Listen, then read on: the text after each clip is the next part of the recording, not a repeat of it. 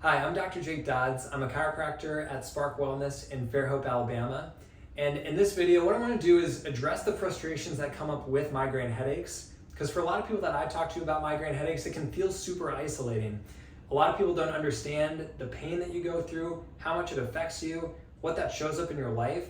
So again, I want to list some of these out so that you know you're not dealing with these things on your own, and also bring this back around for how do we move forward on this.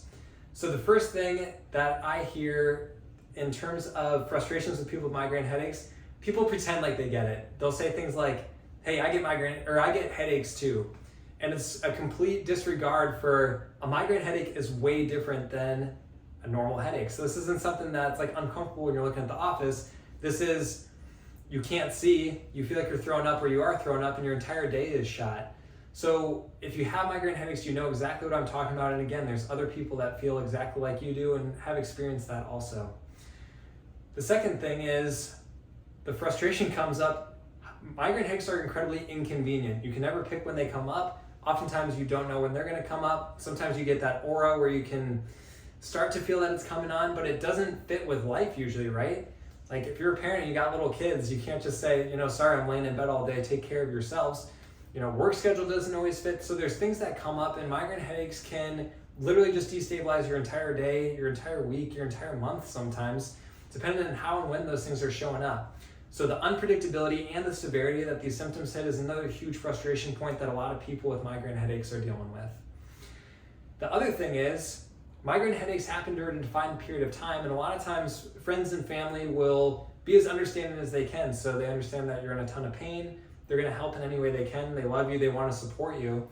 The other thing that can be really difficult to understand if you haven't had migraine headaches yourself is the before and after effects. So we have prodrome, there's the aura that happens before, and then there's the postdrome that happens after. So when you feel a migraine headache coming on, you know that there's the fear associated with it. There's the, oh my gosh, how and when is this going to hit? So even before those symptoms start settling in, you can really feel like it's starting to destabilize things already, even if it's not necessarily from that symptomatic perspective yet. It's that anticipation that you know things are coming up and that you don't know exactly when it's going to come up.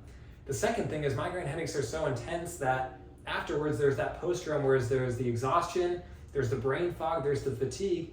So yeah, maybe you're not in the point where you're like completely bedridden at this point, but there's still this after lag effect that a lot of people don't get and a lot of people don't understand. And again, it's a huge frustration point to feel like you're not being seen or the way that your body's feeling isn't being understood.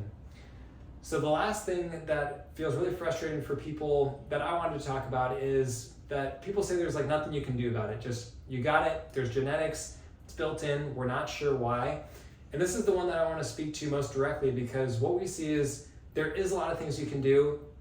Frustrating part though is you talk to 10 different people, you get 100 different answers, right? So it becomes super frustrating because you can't do all of them. You've tried some, maybe it works for a little bit, maybe it didn't, maybe it worked for this person, maybe it didn't work for you. So what I really encourage you to do is check out the other videos that are in this series, because there is some commonality in terms of underlying root cause factors that show up for people. If we can get to these root causes, then the other things that are further downstream, like these triggers that come up, become less and less of an issue, because a lot of time those tend to be the straw that broke the camel's back. So it's not that your body didn't have anything going on and then all of a sudden a bright light caused your migraine. What we usually see is that there is underlying levels of stress that your body is dealing with, and then there's these things that come in your external life that will tip the whole thing over and create this flood of migraine headache. So again, if there's a frustration that you feel like I missed, put it in the comments below. I've heard a lot of them, but I haven't heard all of them, and I'd love to hear more about your story. And then again, if you feel like this video was helpful or if this resonates, like and subscribe. We're continuing to come out with more information so you can see for yourself, hey, what are some of these other underlying root cause factors that maybe I can start peeling back where this doesn't have to be a forever thing. So looking forward to talking to you more in future videos. Thanks for watching.